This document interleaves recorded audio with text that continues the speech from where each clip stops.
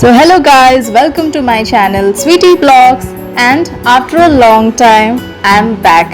Yes, इन दिनों मैंने थोड़े कम वीडियोस अपलोड किए थे बिकॉज ऑफ सर्टेन सिचुएशंस, लेकिन अब मैं कोशिश करूंगी कि आप सब के लिए on a regular basis videos आते रहें. So without wasting any more time let's begin आज का एक्साइटिंग वीडियो.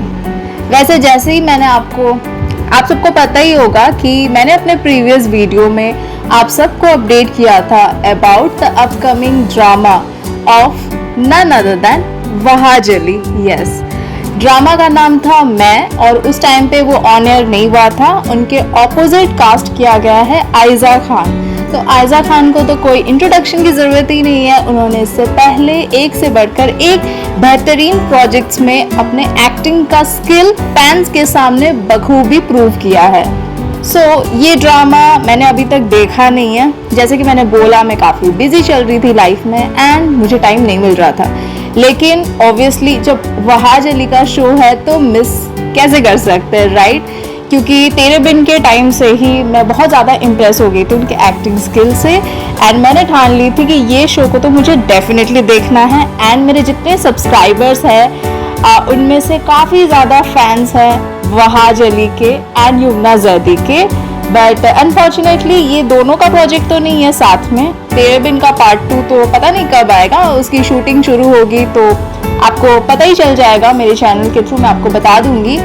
लेकिन फिलहाल के लिए हमें इसी शो के साथ खुश होना पड़ेगा बिकॉज कभी कभी चेंज की भी तो ज़रूरत पड़ती है, राइट? तो अगर वहाज अली की केमिस्ट्री क्या पता आयजा खान के साथ युमना से बेटर हो जाए, नहीं ना. लेकिन एटलीस्ट कोई चेंज, कोई एक्सपेरिमेंट करना भी तो ज़रूरी है, वरना आप एक ही कपल देखेंगे तो बोर भी हो जाएंगे. So let's start today's video. आज मैं एपिसोड 1 देखने वाली हूँ एंड ऑनेस्टली मेरा क्या रिएक्शन है वो आप सबके साथ शेयर करने वाली हूँ. और क्योंकि मैंने एपिसोड इससे पहले एक बार भी देखा नहीं है तो जो भी मेरा रिएक्शन होने वाला है वो एकदम ओरिजिनल होने वाला है. मैंने किसी और का रिव्यू देखा नहीं है, कुछ नहीं देखा है. ये जो भी मैं बोलूँगी ये मेरे अपने चॉइस से बोलूँगी, आप डिसएग्री कर सकते हैं. एंड इससे पहले कि मैं अपना रिएक्शन शुरू करूं, प्लीज़ चैनल को सब्सक्राइब ज़रूर कर लीजिए बिकॉज आप सब्सक्राइब नहीं करोगे तो मुझे मोटिवेशन नहीं मिलेगी और मोटिवेशन नहीं मिलेगी तो आगे के वीडियोस ठंडे हो जाएंगे. यार मुझे थोड़ा जोश दिलाओ. Okay, so fine, enough of chatter, let's begin the video. So मैं जो ड्रामा है इसका टाइटल मैं काफ़ी शॉर्ट है लेकिन काफ़ी इफेक्टिव है बिकॉज जब हम मैं वर्ड सुनते हैं तो हमें क्या महसूस होता है? खुदगर्जी, यस, सेल्फिशनेस वाली फीलिंग आती है. तो अभी तो फिलहाल देखने से पहले मुझे ऐसी वाइब आ रही है शायद स्टोरी लाइन में कुछ ऐसा होगा जिसमें खुदगर्जी को हाईलाइट किया गया है, सेल्फिशनेस को या फिर too much of self love को हाईलाइट किया गया है. कि कोई एक कैरेक्टर तो होगा जो बस मैं में उलझ के रह गया है, अपने इंडिविजुअलिटी से निकल ही नहीं पा रहा है. शायद ये मेरा अजम्पशन है.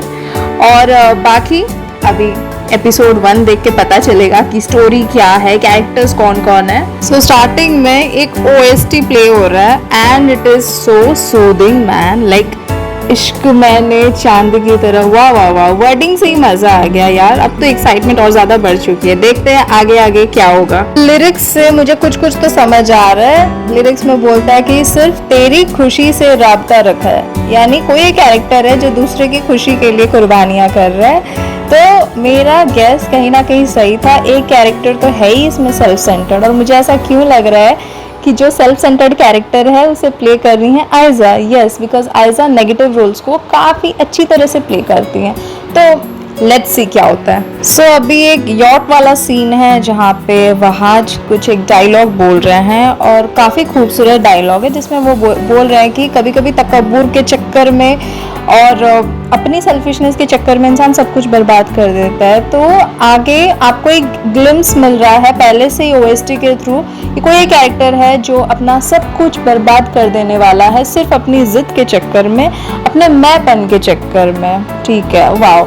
एक तो मुझे कॉम्प्लीमेंट देना पड़ेगा कि ये जितने भी OST होते हैं, मतलब साउंड ट्रैक्स होते हैं पाकिस्तानी शोज़ के, वो इतने मेस्मराइजिंग होते हैं दैट एक दफ़ा अगर शो ख़त्म भी हो जाए तो आपके प्लेलिस्ट में वो गाने हमेशा के लिए रहने ही वाले हैं। एटलीस्ट इन माई केस ऐसा हमेशा होता है कि मुझे वो सॉन्ग्स, वो ट्रैक्स इतने पसंद आते हैं कि अभी भी मेरे प्लेलिस्ट में काफ़ी सॉन्ग्स हैं।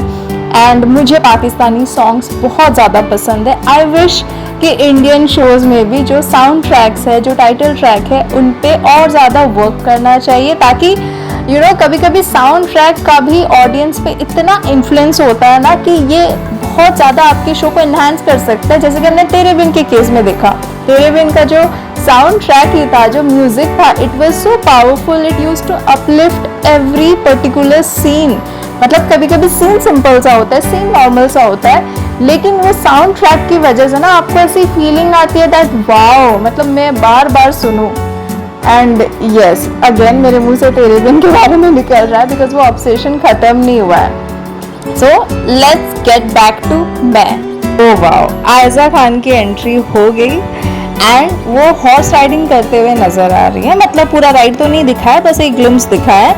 एंड उनका जो लुक है वो काफ़ी ज़्यादा सोफिस्टिकेटेड एंड रिच, और इसके साथ ही एक स्ट्रॉन्ग वुमेन का वाइब आ रहा है, ऐसा अभी तो लग रहा है। एक छोटी सी झलक उनकी दिखाई गई है, but wow, impressive. Oh my God.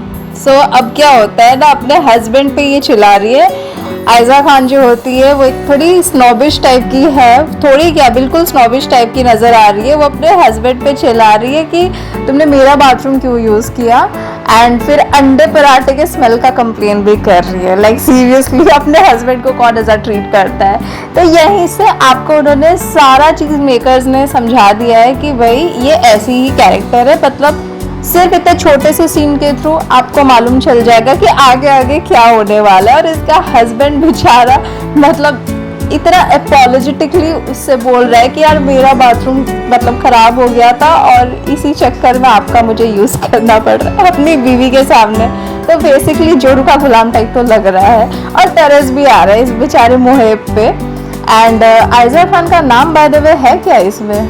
हाँ, जैसे कि मैंने बोला कि मैं कुछ इन्फॉर्मेशन नेट पे मैंने अभी देखा नहीं है कौन से कैरेक्टर का क्या नाम है, बिकॉज मैं आप सबको फ्रेश ओपिनियन देना चाहती हूँ। तो लेट्स सी, वो आगे चल के पता चल जाएगा कि इनके कैरेक्टर का क्या नाम है। लेकिन आयजा के हस्बैंड के कैरेक्टर का नाम मुहेब है, एंड ये काफ़ी ज़्यादा एक सॉफ्ट कैरेक्टर लग रहा है as compare to his wife. Let's see आगे के सीन में क्या होता है। सो अब आयजा खान बोलती है कि इनको ब्रंच के लिए इन्विटेशन मिला है और मैं क्या पहनूं, ब्लू पहनूं या पीच पहनूं। तो दो आउटफिट दिखाती है, पीच कलर का और एक ब्लू कलर का। एंड इसका हस्बैंड बोलता है कि तुमको तो मेरी चॉइस ही नहीं पसंद आती। थोड़ा सरकास्टिक रिप्लाई देता है एंड शी बिकम्स लाइक थोड़ी खड़ूस तो है ही, वो थोड़ी एंग्री हो जाती है और बोलती है कि मैं भी तो तुम्हारी चॉइस हूँ। सो वाओ, काफ़ी क्रिस्पी कैरेक्टर है। एंड अब मैं तो अभी से बोल रही हूँ, शायद इस ड्रामा में मुझे सबसे इंटरेस्टिंग कैरेक्टर आयजा का ही लगने वाला है। सो थैंक गॉड कि बिल्कुल मतलब अभी तक तो सही जा रहा है इसका कैरेक्टर, मज़ा आने वाला है। शी इज़ लाइक द नमक ऑफ द शो। यस, काफ़ी ज़्यादा स्पाइस अप करने वाली है, बिकॉज इसके रिएक्शंस के लिए ऐसा लग रहा है मैं वेट कर रही हूँ कब क्या रिएक्ट करे। हाँ, बहुत ज़्यादा स्ट्रेट फॉरवर्ड है और कट टू कट बात करती है। अब मुझे ऐसा क्यों लग रहा है कि इन दोनों का पक्का डिवोर्स होने वाला है। वाई? बिकॉज एक थोड़ा सा भी सीन के बीच में ब्रेक नहीं है जहाँ पे लगे कि दोनों में आपस में कुछ तो प्यार है। प्यार का कुछ है ही नहीं इन दोनों के बीच में। वो लड़े जा रही है। ऐसा लग रहा है कि उसने ठान लिया कि मेरे को तो इस बंदे से डिवोर्स चाहिए ही चाहिए। अभी तक तो वैसा लग रहा है। इसके ऑफिस की चीज़ों को लेके भी उसको टॉन्ट कर रही है कि तुम कैसे आदमी हो, तुम एक राइटर तक हायर नहीं कर सकते। सीरियसली, मतलब ऐसी बीवी मिले तो तौबा तौबा भाई, वो पति की शामत आनी है।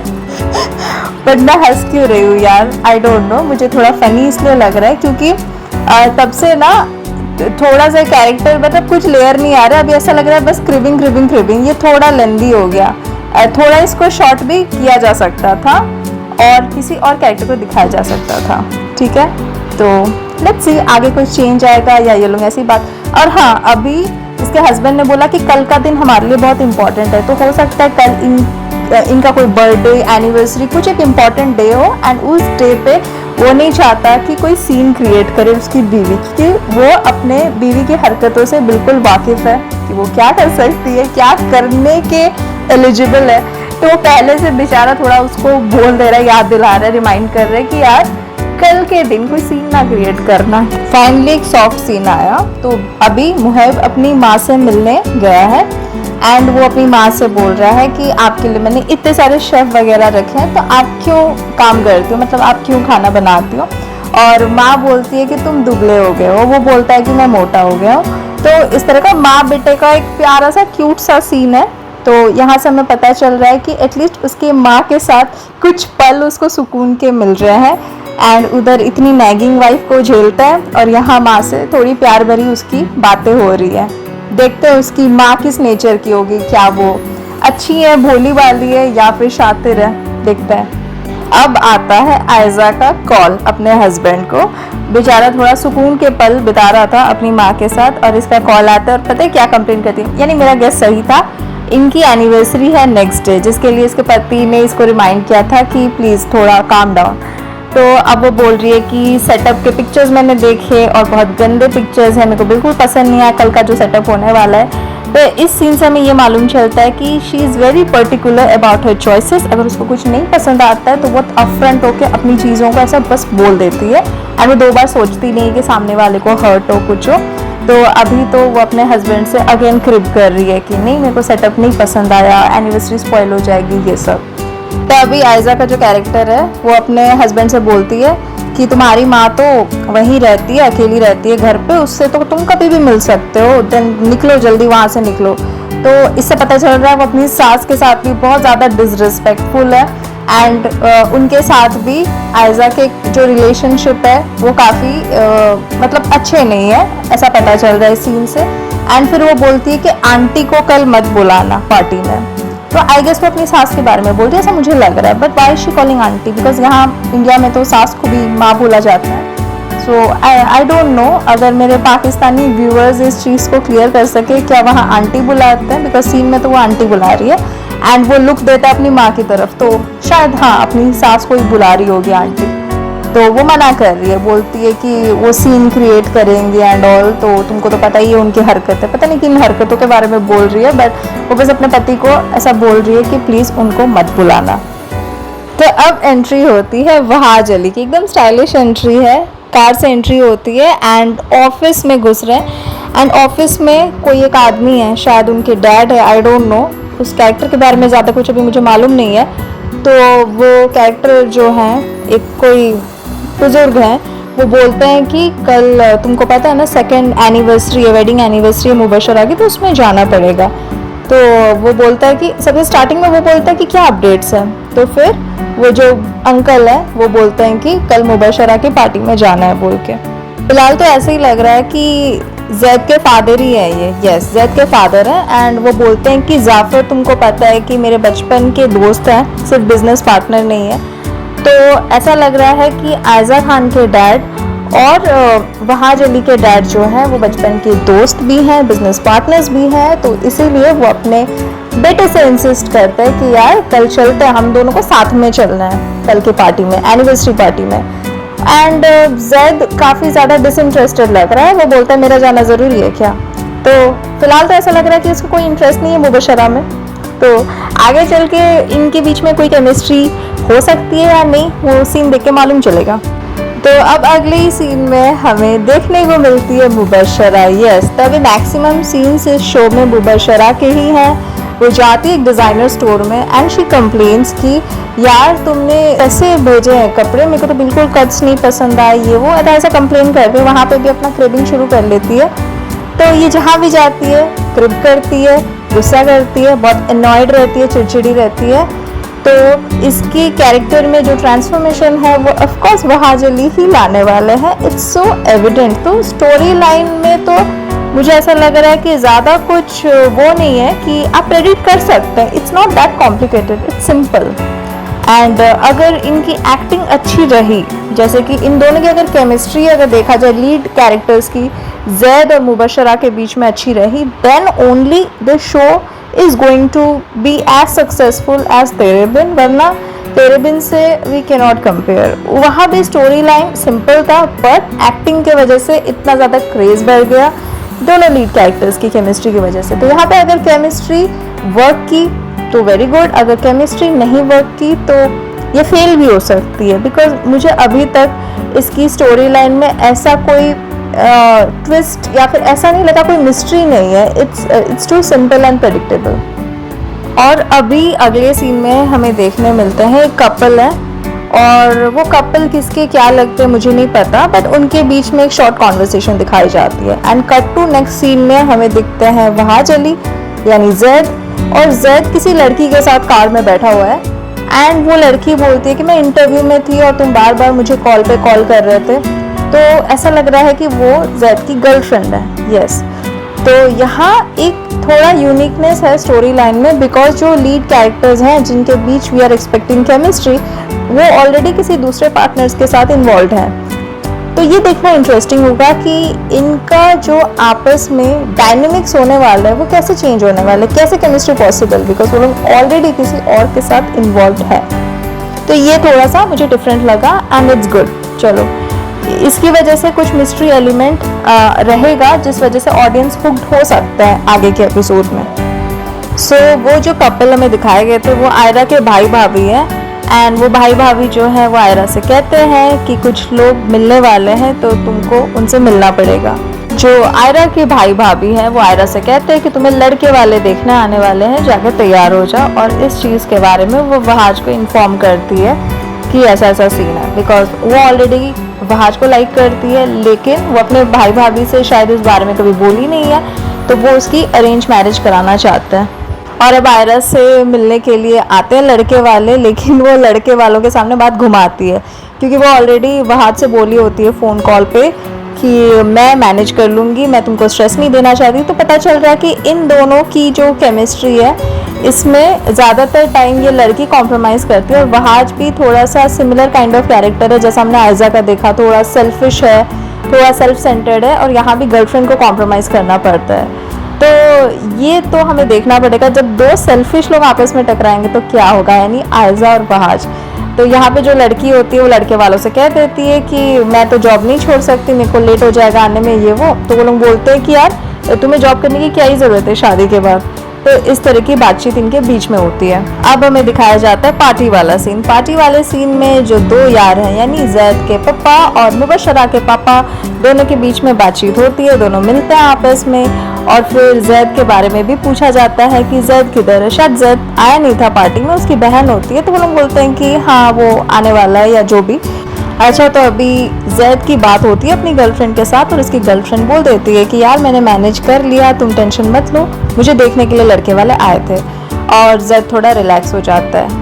और पार्टी में तो ऐसा माहौल दिखा रहे हैं कि आयजा से सब इम्प्रेस्ड है, और मुबशरा की सब तारीफ़ें कर रहे हैं कि आप इतनी प्रिटी लग रही हो, ये वो, कितने साल हो गए आपकी शादी को.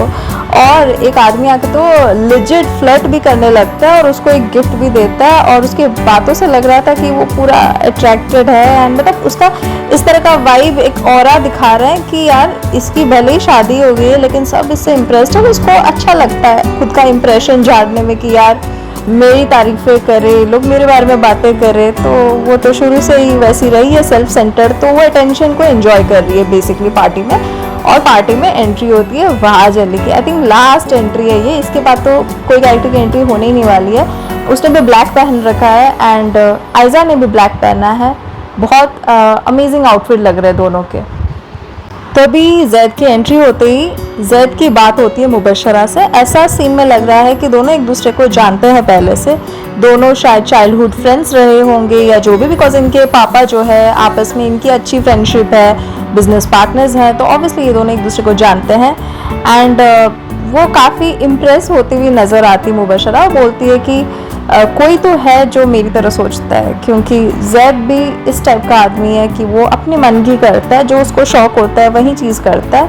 तो उसको ऐसा लग रहा है चलो कोई तो सेल्फ सेंटर्ड पर्सन मिला मेरे अलावा जो मुझे समझ सकता है. तो ऐसा करके उनकी कॉन्वर्सेशन जो है वो आगे बढ़ती है. एंड गेस व्हाट, एपिसोड के एंड में आता है सबसे बड़ा धमाका, सबसे बड़ा ब्लास्ट.